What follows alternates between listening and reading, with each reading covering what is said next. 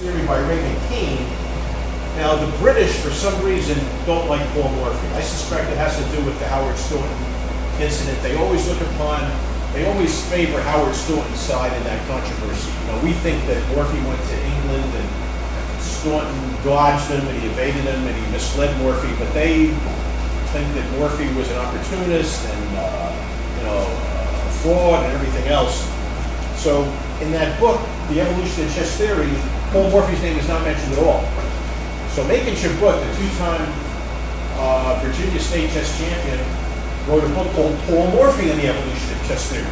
As if to say, what about Paul Morphy? How can you write a book called The Evolution of Chess Theory and you leave out Paul Morphy? And,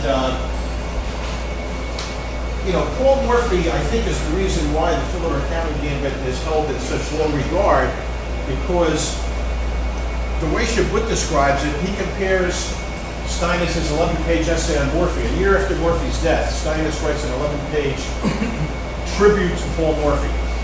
Well, Chabot calls it, he compares it to Mark Antony's funeral oration for Julius Caesar. Remember, Mark Antony says, I'm not going to praise Caesar, I'm going to bury him. That's basically what Steinitz does. He pretends that he's praising Morphy, and all the while, he's jabbing away at his reputation. So Steinitz really is the villain, so to speak, as to why the Philip County Gambit has a poor reputation. Steinitz was not attacking Philip. Steinitz had nothing against Philip philosophically, but his arch rival, Paul Morphy, championed this opening. Steinitz, in the words of Lecuture, who wrote an essay on Steinitz, said that Steinitz contributed a great deal to chess theory, but it's impossible, that's Lecuture's word, to agree with his views on Morphy, because Steinitz was trying to knock Morphy down from his pedestal. Those are Lecuture's words. So basically, the reason why the Philip County Gambit is called absolutely unsound and busted and junk, these are actual criticisms that have been made about it. It really dates back to 1885 when Steinitz, in that 11-page essay, mentions only one opening by name, and it's the Philip County Gambit. For some reason, he decided that that was going to be the vehicle by which he knocked Morphy down from his pedestal. And he even implies at the end of the essay that the reason why Morphy wound up walking the streets of New Orleans muttering to himself in French was that he used so much mental energy in playing the Philip County Gambit that it led to his mental breakdown. That was basically what Steinitz is implying, that if you read that essay, it's implicit in what he's saying. So Steinitz pronounced this opening absolutely unsound, but ironically, if you look at Steinitz's analysis of the Philip County Gambit, he gives equalizing variations. Now, I worked in a law firm for 28 years. I wasn't a lawyer, but we used language very precisely. And if you say that something is absolutely unsound, how can you publish analysis where there's equalizing variations? I mean, something's not right there. And then when you look closely, you realize that all of the absolutely unsound variations were the lines that Morphy played in the Philip County Gambit, and all of the equalizing variations were the lines that Morphy didn't play. So right away, you begin to understand what Lecuture was referring to when he said that Steinitz was trying to knock Morphy down from his pedestal. It's impossible to agree with his opinions on Morphy.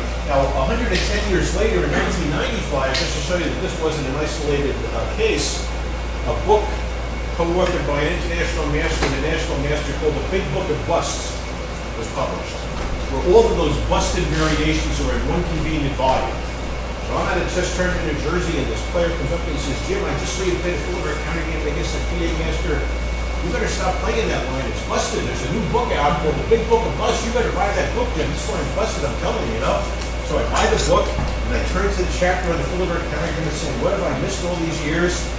And the first words I read are, this line is balanced, and both sides get interesting play. And I'm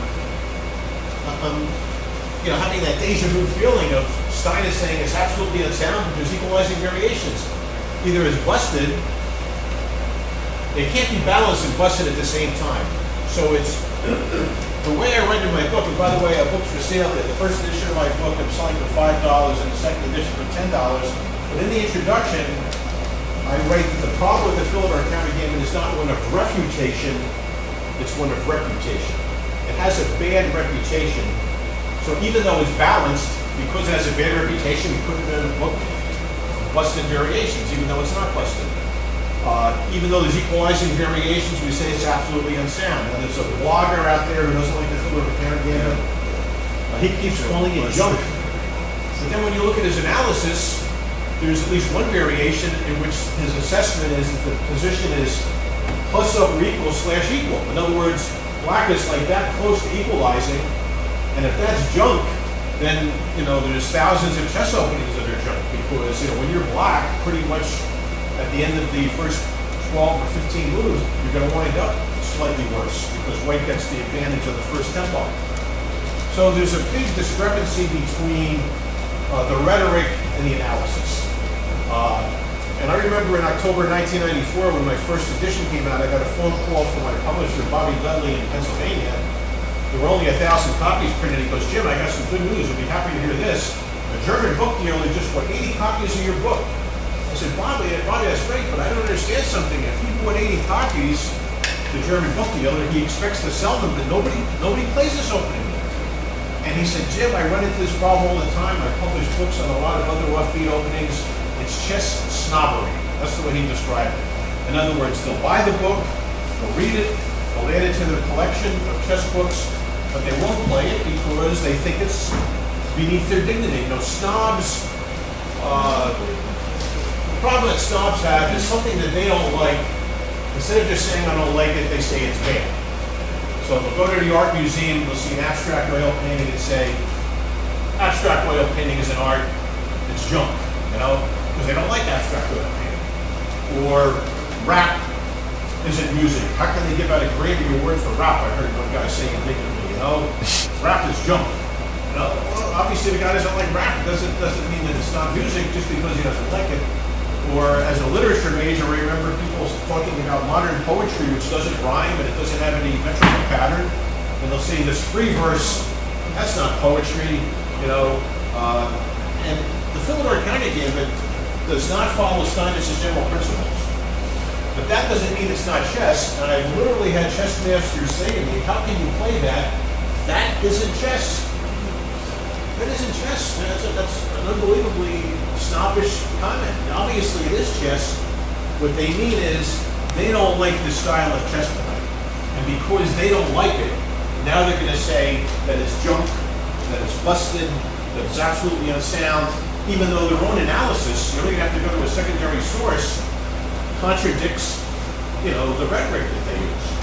So this opening, the problem is one of reputation. And I think Paul Morphy, if I had to break down that chess snobbery that Bobby Dudley was referring to in the phone conversation, I think it's 1 part anti-pawn snobbery and 2 part anti-Morphy snobbery. Because a lot of people, even though back in the 1700s, this new idea was dawning on the political thinkers that the common man, we the people, are more important than the aristocrats, there's a lot of chess players who would disagree with that. They still think that the pawns are third-class citizens. You'll read comments, too many pawn moves in the opening. Brent Larson in his book, Why Not the Philidor, he condemns this variation, saying that the move F5 for black contributes nothing to black's development, which is totally on the opposite of Philidor's philosophy. Philidor felt that the only true development in the opening is to move your pawns. Now, I have a mind of my own. Just because I'm telling you Philidor's philosophy doesn't mean I agree 100% with it, because what I found out in the 22 and a half years and the more than 800 games that I played this opening, there's good news about Philidor's philosophy and there's bad news. The good news is that Philidor is absolutely right, that all your chess pieces become very active, very powerful. You're never going to have a bad piece blocked in by your own pawns if you play a Philidor counter game. There's no question about that. But the bad news, and it took me about a year and a half to figure this out, at the end of a year and a half, I actually had a -4 score with the Philidor counter game, and now I have a +240 something score with it because I finally figured out the right way to play it. when you push those pawns forward, the bad news is you're burning